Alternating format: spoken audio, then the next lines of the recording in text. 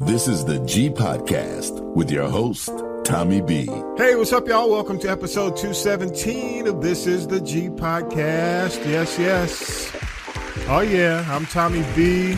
Each week we do news, politics, pop culture, and that piping hot tea from the one and only Tanya B. Syracuse Mike has your news update. The Newsmaker crew is here. Hitman Howie, Talib, and political analyst Harold Michael Harvey will help us make sense of the DA FANI WILLIS and Fulton County situation. Plus, another round of Newsmaker trivia is on the way. But first, let's get into news with Syracuse Mike. News team, assemble! It's time for the Week in News with Syracuse Mike. This is not an attempt to ban TikTok. It's an attempt to make TikTok better. That's former House Speaker Nancy Pelosi, who joined the majority in voting to basically ban TikTok in the U.S. if its Chinese owner, ByteDance, does not sell it in about 5 months. For years, lawmakers have been concerned that the popular app is a national security threat and that the Chinese government has already used it to meddle in U.S. elections. Plus, it can be used to gather information about its users. We are in a Cold War with China, and some of my colleagues want to ignore this fact. We have legislation before us that is 12 pages long. The bill is not a ban. It forces foreign adversaries, including Chinese communists, to divest. That's Congressman Chip Roy, a bipartisan measure passed in the House Wednesday by a vote of 352 to 65. It now heads to the Senate, where its fate is unclear. President Biden says if the bill gets to his desk, he will sign it. Kamala Harris became the first sitting vice president to visit an abortion clinic, according to the White House. I'm here at this health care clinic to uplift the work that is happening in Minnesota as an example of what true leadership looks like. As you just heard, Thursday, Harris visited an abortion clinic in Minnesota in a move seen as a strong signal about the importance the Biden campaign is placing on reproductive rights in the 2024 presidential campaign. As of this week, it's been 4 years since Breonna Taylor was killed. The 26-year-old died when she was shot by a Louisville police officer during a raid on her apartment in 2020. No officer has been found criminally responsible for her death. Former officer Brent Hankinson has been acquitted of state charges of reckless behavior and faces a third trial in October. America's highest-ranking Jewish lawmaker wants Benjamin Netanyahu replaced as Israel's top leader. The reaction in Washington Thursday ranged from surprise to strong disapproval. It was about the same reaction in Israel, and the White House didn't say much about Democrat and Senate leader Chuck Schumer's speech. Prime Minister Netanyahu has lost his way by allowing his political survival to take the precedence over the best interests of Israel. Republican House Speaker Mike Johnson blasted Schumer's remarks as highly inappropriate and wrong. Schumer criticized Israel for failing to address the humanitarian crisis in Gaza and called for a new election in Israel. He also believes Hamas needs to be removed. Haiti's acting prime minister, Ariel Henry, who has been kept from returning home, has decided to resign. That was one of the demands from the armed gangs who have pretty much taken over Port-au-Prince. A team of U.S. Marines has been sent in to provide security for the U.S. Embassy there due to civil unrest. Judge Scott McAfee has ruled that Fulton County DA FANI WILLIS and her office can continue to prosecute former President Trump and several others. Those charged in the Georgia election interference case had sought to have Willis removed because of her personal relationship with prosecutor Nathan Wade, who she hired to assist her office. One of Trump's co-defendants filed a motion for Willis to be disqualified because of that alleged improper personal relationship. There was an implication that Willis benefited financially from the relationship with Wade. Judge McAfee did find the appearance of impropriety and said that should result in either Willis and her office leaving the case, or she can simply remove Wade. And he decided to resign just hours after the judge's decision. Thanks for the headlines, Mike. Talib, Hitman Howie, and author, political analyst Harold Michael Harvey are here. Yes, so go ahead. Give it up. What's up? Thank you, Howie and Mr. Harvey, for joining us this week, by the way. Vi's out this week. We've also got our trivia contestant. Let me see who this is here. Is this Linnell from L.A.? Yes, it's Linnell from Cali. From Cali? West Side. West Side. And it says, yeah. It says, see, play along. Say, Linnell, it says you're a Laker. You remember Laker Nation. So before we get started, I did. What? Are you a member of Laker Nation? The Laker Nation? Born purple and gold blood, I believe. All right. So this week, no, this year, will they take home a championship before we get into it? We definitely contending. Let's go. Why you say that? You believe it? I absolutely believe it. Okay. You LeBron 100%? Well, I'm Laker. LeBron's on the team. Right. Now we talking. That don't sound like a bandwagon right there. That is no, baby. Purple and gold, baby. There we go. All right, Linnell, let's go ahead and get into it. All right, go ahead, Talib. You got question number 1. Sure. The question is, this Georgia county led the news this week as the county of the DA, FANI Willis, and the Georgia election interference trial. Name that county. Now, see, I know this one. It's Fulton County. Yes. Right. Yes, ma'am. Yeah, baby. Very good. Very good. Mm-hmm. All right, Howard, you got number 2. Go ahead, Howard. All right, question number 2. This movie, based on the man who developed the first nuclear weapon during World War II, took the Best Picture Oscar at this week's Academy Awards. Name that movie. I know Oppenheimer. Oppenheimer. There you go. Am I correct? Yes, you are. You are correct. That's right. I'm watching TV this week. She don't even need number 3. Y'all give it up for her. Yes. All right, well, now you get the book, and if you're watching this, he is holding up. Go ahead, Mr. Harvey's holding up the Watch Night book, but I know you're on the phone with us right now. But thank you so much, and good. Congratulations. Man, thank you so much. This was fun. Let's do it again. All right. Sign up again. You guys can call me anytime. Good Congratulations. Deal. Congratulations, Linnell. Thank you. Thank you so much. All right. Bye-bye. All right, bye. All right. Another winner. Yes. There you go. Another winner. See now, Vi said my questions were too hard last week, so that was fair. Fair enough. Vi's not up on very current fair. events, huh? That's what I'm talking about. Vi out there honey bunching. He can't keep up with the current events. You said that. See, I'm telling you, new hair will do that, man. You know, right? New hair will do it. That lock journey. Yes. Again, thank you, Linnell, for playing. That's awesome. That's awesome. All right, y'all. I've got to say hi again to and friend of the show, Harold Michael Harvey. Thank you so much for coming on this week. It is as always, we're in the midst of it. It's 2024. I think everybody thought and knew that it was going to be a contentious 2024. So, again, has DA FANI Willis dodged a bullet in this Fulton County case? Harold Michael Harvey. Yeah, I guess we can characterize it as she having dodged a bullet, because she could have very easily, she could have been removed from the case altogether. Mm-hmm. And at least she maintains control of the prosecution. Mm-hmm. So according to sources, and as we tape this, some things have occurred. Now that Attorney Nathan Wade has stepped down, she can't continue because that was one of the stipulations. Mm-hmm. And of course, they found no financial gain. That was not proven as alleged by Trump. But the judge's criticism was pretty brutal. A deep criticism in the way she casually handled the relationship. Mm-hmm. And he doubled down on the appearance of impropriety. And also one more thing I want to mention is that she does face a gag order.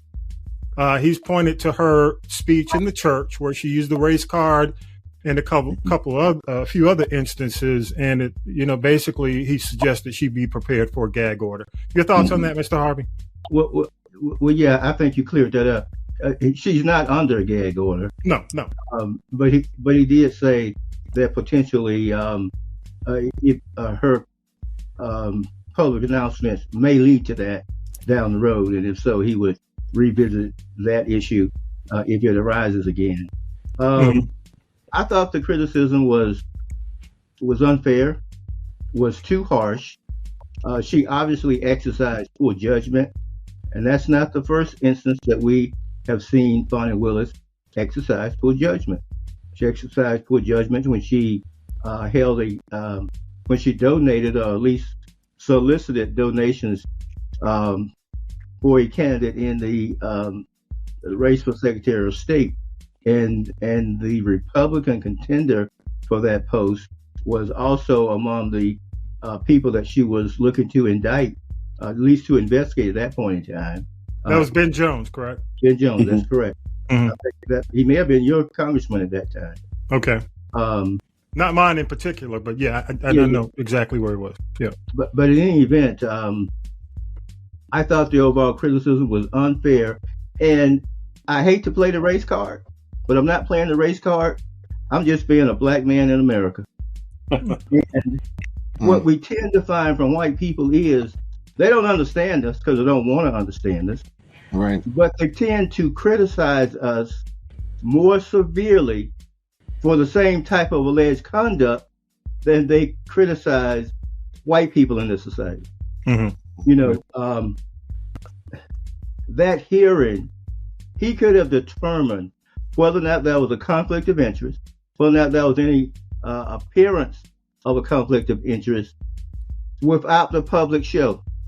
Yeah. We know more about the intimate sex life of Wade and Willis, more so than we need to know. Right. We didn't have to know all of that for him to make a legal determination whether or not the district attorney should have been removed from the case. He could have conducted that in a different fashion and not allow some of this salacious stuff to come to the fore. And then now you look at it, all the salacious stuff, the charges were raised by white attorneys against black attorneys. Right. Okay. And in his order, he also referred Wade. What was Wade's partner's name? Well, we know. We don't know his name, but I'll get no worries. And Willis to the state bar. He also referred Willis to the Fulton County Commission's ethics, not the ethics board. The ethics board in Fulton County has already ruled on the issue. And in another lifetime, for about 3 or 4 years, I chaired the Fulton County Ethics Board. But the Ethics Board already determined that she was a constitutional officer and they have no jurisdiction over her. But they asked the Fulton County Commission to determine whether or not that was any misuse of county funds that they had received from the state. And I think there's some other tribunal that he has forwarded their names for referrals. So there's still trouble for Wade and for his former law partner and for FANI Willis.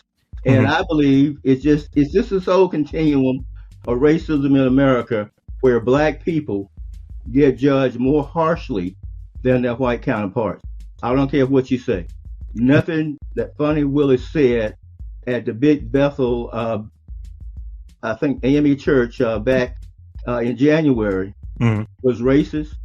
It didn't play the race card. She called it like it was. They singled out Wade because he made a lot of money in 2 years. So effing what? Yeah. You know, he did the work. He made the money. But white people are always unnerved when black people make money. And then they try to backdoor you to do something about it, to say that somehow you stealing money. You work for the money. But that's my thoughts on that issue. All right, I'm going to go to Talib. Talib, thoughts? Yeah, couple of them. Really, I have to agree pretty much with everything Mr. Harvey said.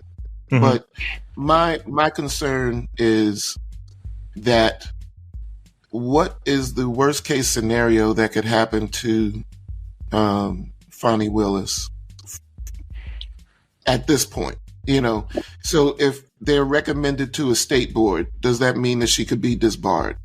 If so, or, you know, ethics could there be some kind of ethics violation that would hinder her from performing her duties? And like and being that you said yes, then what happens to this case if that happens before she resumes with the trial? Well, I would. The state bar's investigation would take a long time, and they will probably have a decision maybe sometime next year, maybe this time, before they're ready to do anything. Now, the referral to the Fulton County Commission could lead to criminal charges. If somehow she inappropriately used funds, that could lead to a criminal charge.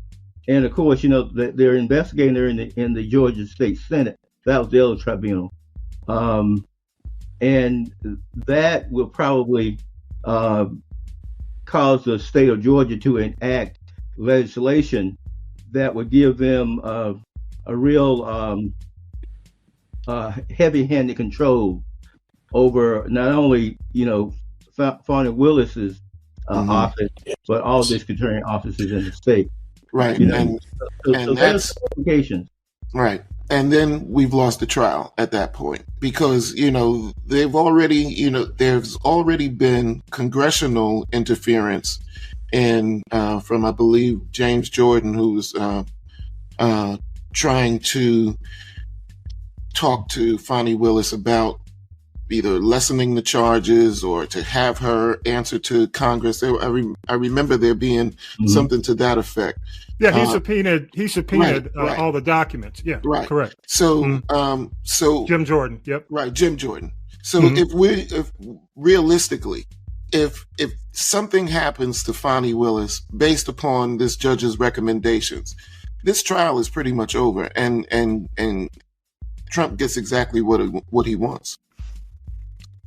Because who's going to really we've already seen that there have been 5 people who were approached to be the special counsel, and 5 people turned it down. This was the 6th person, so from just the testimony on that should have been like, well, really, this was her dude was number 5. Obviously she's not playing a favorite. Yeah. We should, if common sense really was a prevalent resource these days, we shouldn't have really had to even go past that. There you go. That's my point. I agree. So again, my concern, I'm not concerned about who FANI is engaging with. That is of no concern of mine. The extent of their relationship is none of my business, and it's more none of my business after all of this public display than ever. But again, what happens to the trial? Like I said, there's already been congressional interference.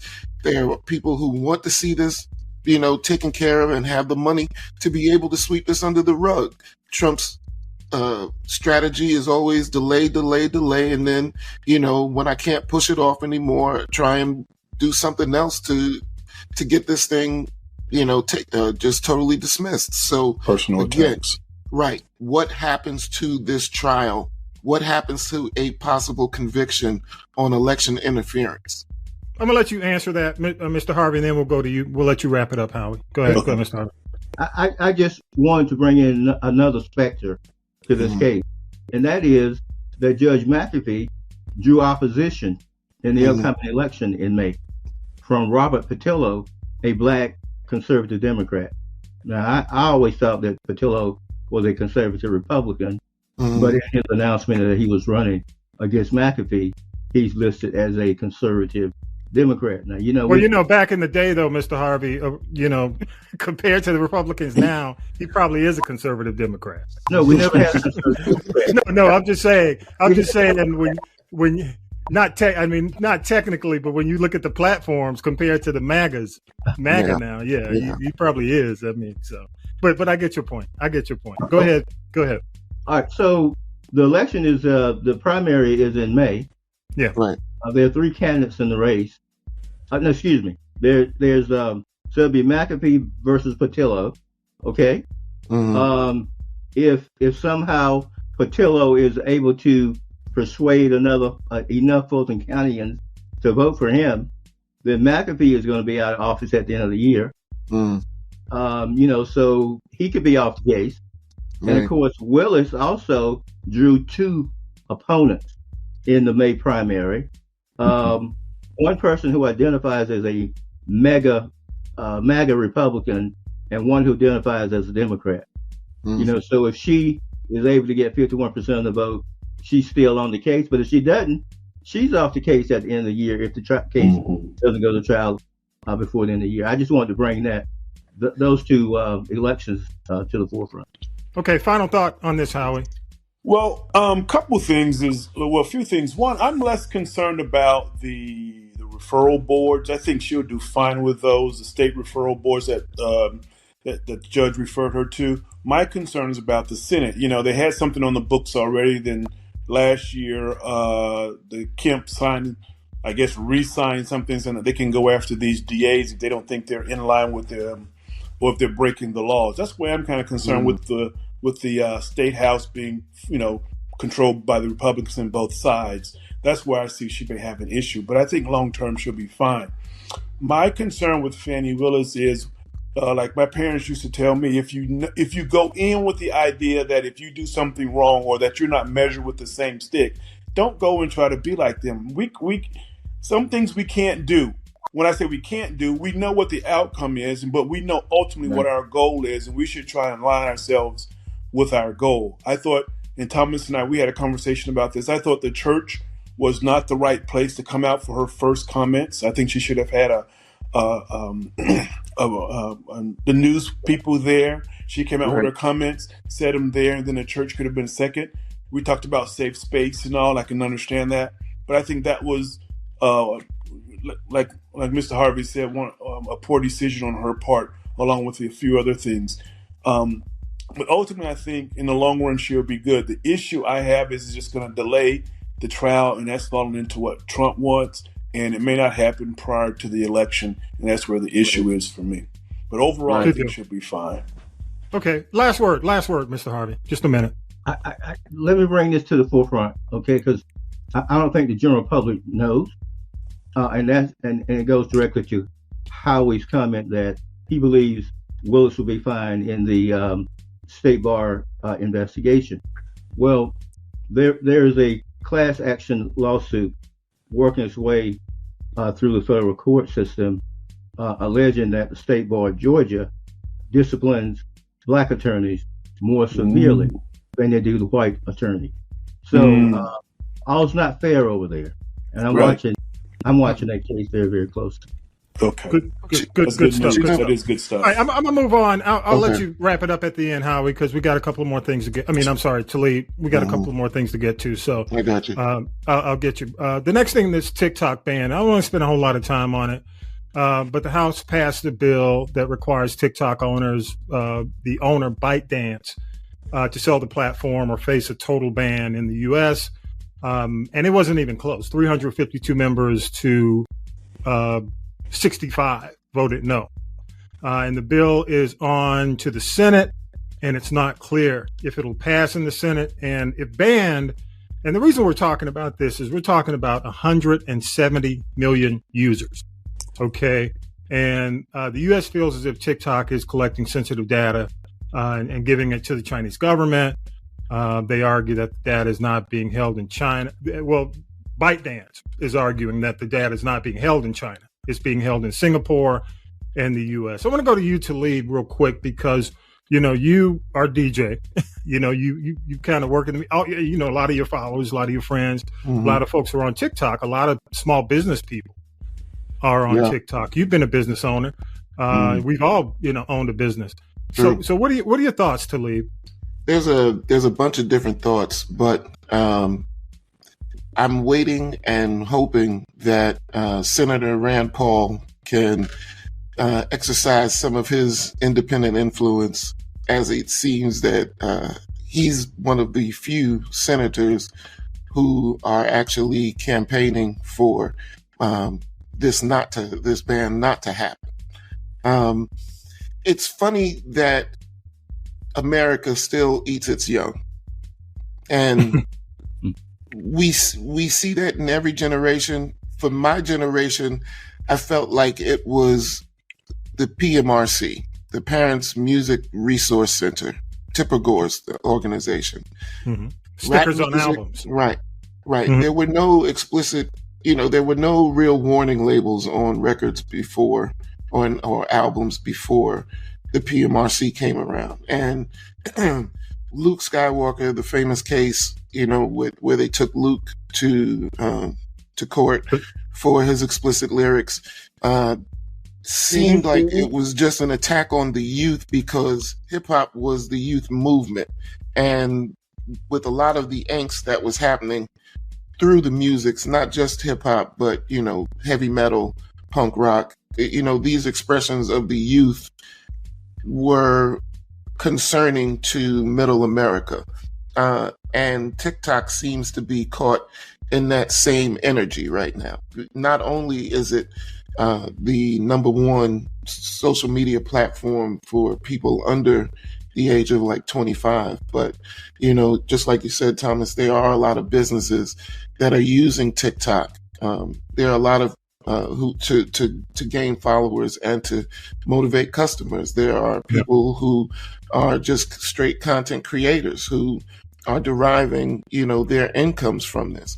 There are people who are advertising through this social media platform and are able to, make money, earn careers, or earn a living from this one social media platform. So for America to take this, for these American politicians to take this stance so aggressively against it, especially knowing that this is not a company that's owned by the Chinese government.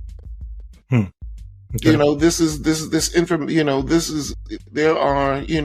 international. It's an international corporation, right? Okay.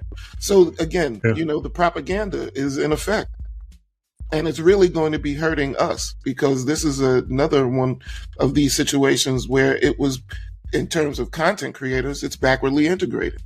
Yeah, I want to mention this real quick. My issue with this is if TikTok goes away, it puts all the power back into Meta, which is Facebook, right?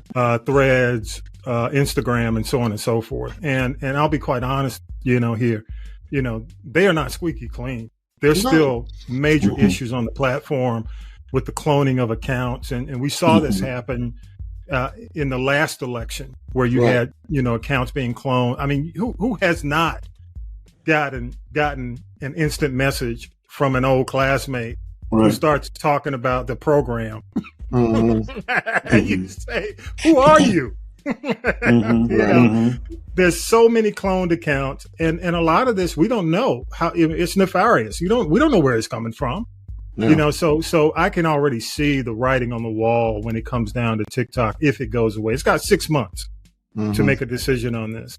But in terms of I see backlash definitely when it comes down to political backlash from 170 million users. Right. I just want to go ahead. I just want to say that where is this capitalism? Yeah. But it's interesting, though, Talib, when we go back and we look at the number of people in Congress, the overwhelming number who voted for the ban. Like in Georgia, only 2 people didn't vote for the ban, and that was Nikema Williams and Marjorie Taylor Greene. Who knew? These 2 polar opposites, Right. But those are the only 2 people who did not vote in favor of the ban. I want to go to you, Harold Michael Harvey, and then go to you, Howard. Well, while the company may be an independent international company, the president of the company actually sits on the Chinese political board, and I think that's the issue that the U.S. government has with TikTok, and the reason that the bill is even being considered is because what our intelligence community tells us, if you can trust them, Trump didn't or doesn't. They say that the Communist Party, the Chinese Communist Party, has an inroad to all of the data on all of the 170 million Americans who use TikTok. So it's not so much, I don't think the legislators, the representatives are voting anti-capitalism or they're trying to harm people in business. I think that the central focus is whether or not the Chinese government has some influence over on this site. And if it does, it is a dangerous thing. I think there needs to be some more study, and I think the government needs to explain to us what the dangers are, if there are any dangers, and if there are not any dangers, explain to us that they're not any. Yeah. And I don't know that I've heard that in the debate so far. I agree with you. I'm gonna stop you there because there has not been transparency in terms of the why. There's not been transparency to the American people. That's one of the things AOC, who did not vote with Congress on this. That was one of the things that she was concerned about, in terms of transparency to the American public. Why not hold a public hearing and release the information or not release individual information, but talk about why you're so concerned. Now, here's my thing, and I'll throw it to you, Howie, and we'll move to the next thing. But I do want to say all these hacks, it's just like as we tape, McDonald's got hacked just the day before. They were basically, their IT system was shut down for a few hours. We've had the issue with AT&T. We have multiple issues this year. Now, when in our conspiracy theory corner, a lot of people feel that it's a test, that a lot of these situations where these companies are being shut down, you're having these governments that are basically being held ransom, these school systems being held ransom, that it's a, how do you say it? It's a test for a larger hack. And, you see what happens and how it's going down with these entities, but just think about that if it goes national. So you can understand the concern, but on the other hand, there has to be some kind of transparency. But again, what was the act that George Bush passed, the big one, Harold Michael Harvey, when we had 9/11? I forgot the name of it. I can't call the name of the act either, but the broad powers. Right, when you can go in and listen and take people and listen to them and all. Yes, I can't think of it either. Right, the broad power when America's at risk as a whole. I wouldn't be surprised if somebody brings that up. Last point to you to leave, and then we'll go to final takes. Go ahead. Well, I'm just very curious to see how this is all going to play out in an election year where there are so many young people that are mobilizing through this app, and that all goes away. It's going to, I'm not just talking to, the girl shaking booty is great on TikTok, but, there's so much more to this app. Yeah, there is. I mean, I heard, and there was a restaurant owner talking about how much money they've saved and how much access TikTok has given them to their customers versus having to beg the magazines, right? The food magazines, right? And think about the Keith Lee situation. That was big here in Atlanta. I went to a spot just out of not even realizing, and everything in their window said, "Hey, we're Keith Lee approved." You know what I mean? That kind of mobilization through the grassroots, street promotions type, real ground floor, organic movement is what they are fighting against. Yeah, so true. And I can understand all that other stuff. Is it a security risk and everything? Yes, we do need to know for sure that there is no backdoor to the Chinese government. But from what Rand Paul said on his little Fox News interview, all of this software runs through Oracle. Okay. So I know he's probably on the take, but he said, it's like Somebody's getting it. Somebody, right. Hey, look, man, these guys, this is again, once again, it's another one of these situations where it's sleight of hand. There's some backdoor deal going on for somebody, and now we're getting, the American people are getting caught in it, and I'm really getting tired of this dynamic. Yeah, it's the devil you know or the devil you don't know. Right. That's true. Last word on this, Howard. We talked about this. My brother and I always talk about follow the money.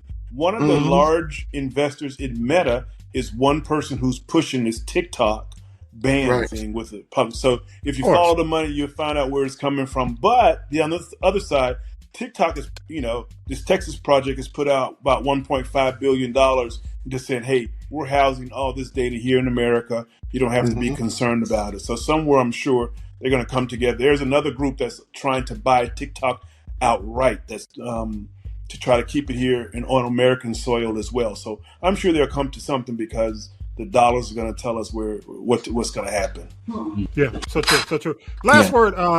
What's your big take of the week to leave? You know me, I had a couple ready, but then just 5 minutes before we were scheduled to go on air, Kamala Harris finally says something that I can totally agree with. And she says that marijuana needs to be rescheduled as quickly as possible. So you know what this really means. Did the hair on your neck stand up? Well, my mouth started watering.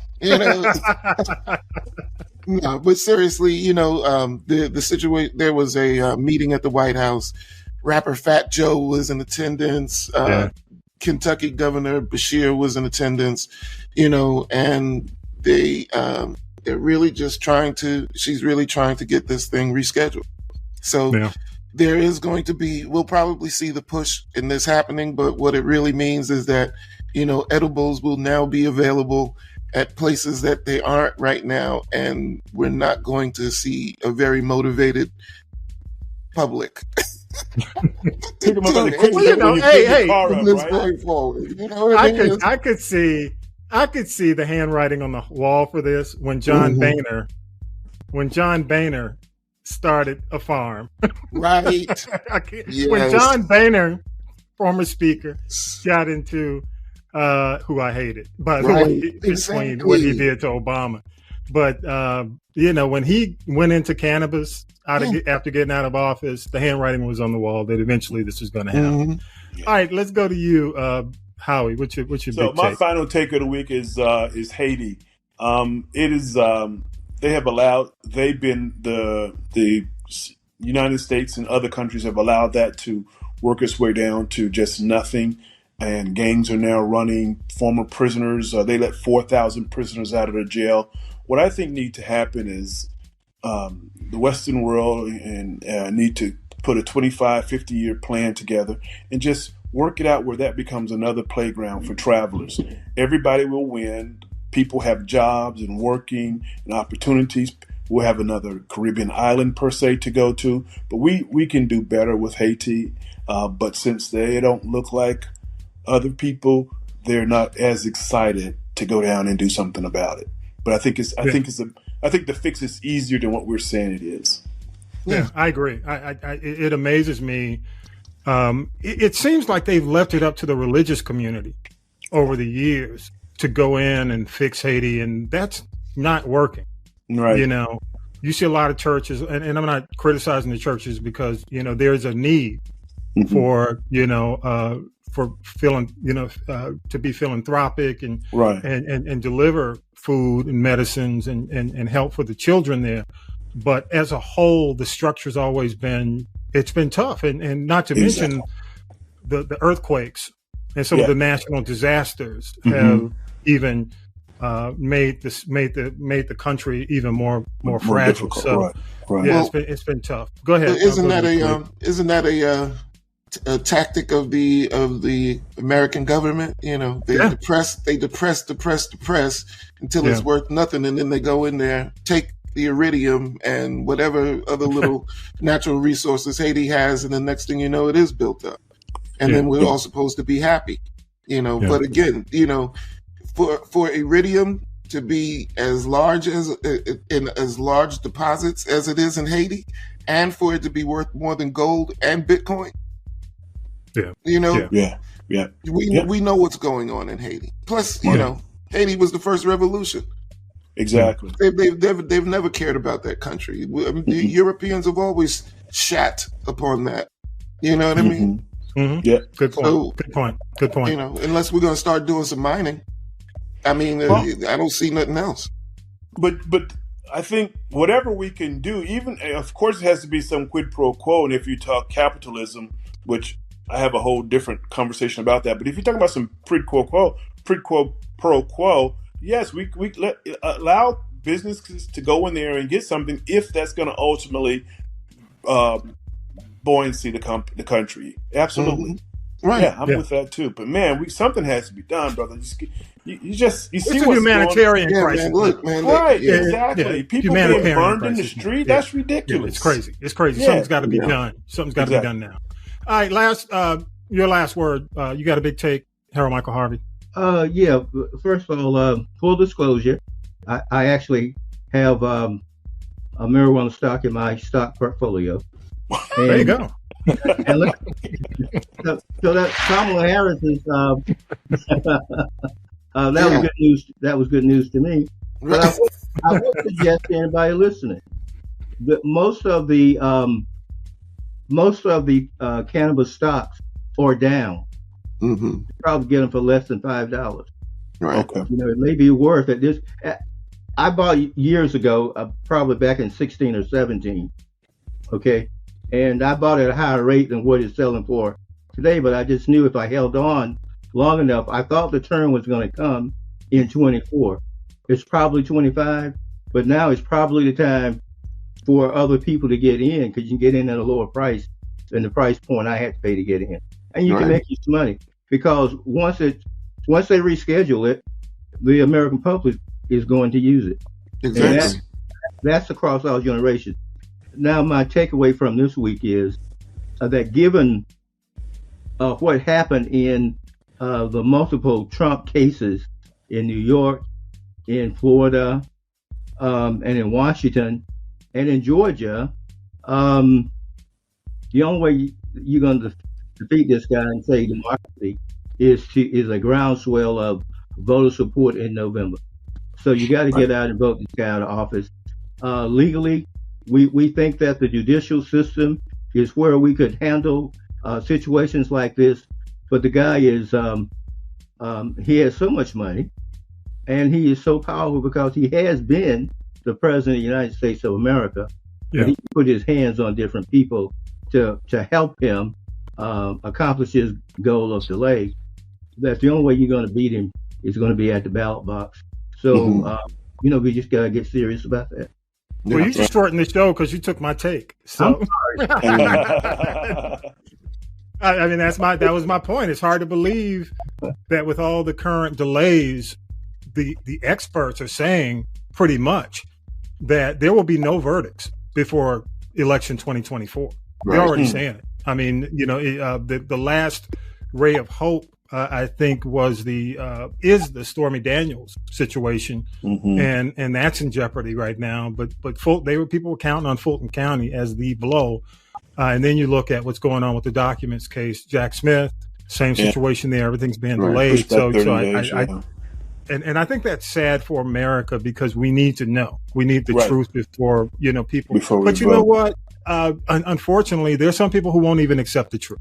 So exactly, so you got to go vote. You got to go vote. Right. You got to go vote. And I guess my last take, and I'll just give it to you. Sorry, Falcon fans, they did it anyway. And you know what?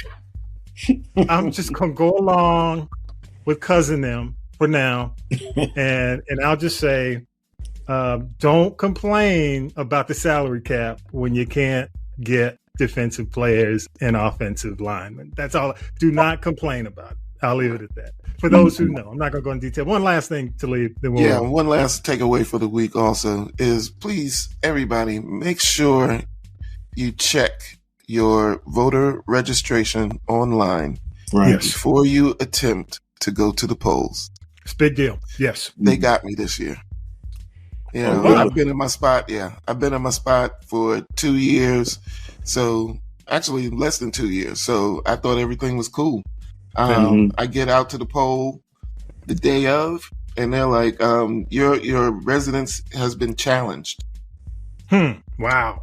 And I could not participate. So yeah. You know, Marion didn't get that one, man. You know what I mean? I was there. Yeah, I agree. But really, we have to do this because we are aware that they are doing everything that they can to remove people. And, Brother, I thought do you think you were challenged just based on name alone? Because nobody knows who you are per se. Do you think they just go down the list and say his name sounds different? I think they just looked at addresses. Right. And was like, boom, boom, boom, boom, boom. Whatever little artificial algorithm that they can come up with now. Sure. To look at stuff like that. Yeah, I think that's what they're doing. Yeah. You got to go to mvp.sos.ga. I'll make sure I have that on the podcast page. Oh, cool. Too. Yeah. Okay.